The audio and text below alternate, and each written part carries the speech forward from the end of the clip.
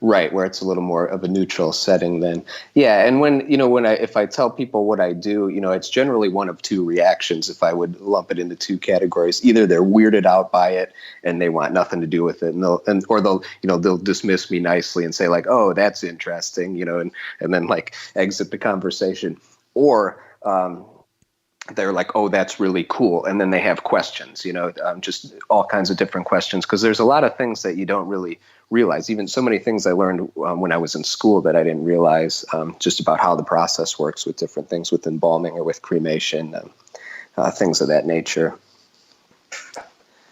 For yourself, like, how did your family and friends and social circle, I guess, react to it when you said, "Hey, I want to become a funeral director"? Was it like a totally out of left field thing for them, or were they kind of supportive and expecting it? Or? No, they were expecting it. Yeah, my mom is super supportive. Yeah, she's like, "That seems perfect for you," and like what you're saying with your theme of October here. I love horror movies. I listen to a lot of heavy metal and death metal, and just kind of all those underlying themes.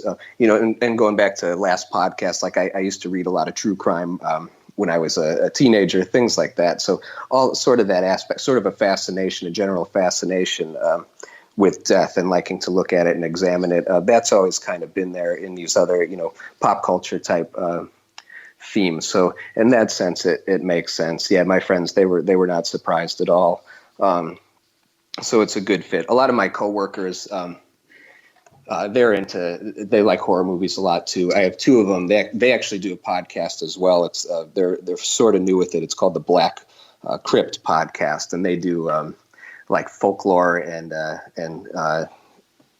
fictitious horror stories that they've written, and it's pretty cool. That's a fun one to listen to. So it all just kind of all works together like that, I think. So yeah, so like early on, I had these interests in death just with these other things, and then when I was in school, that's when I started looking at it more academically, and went forward with school and actually got into a career that is based around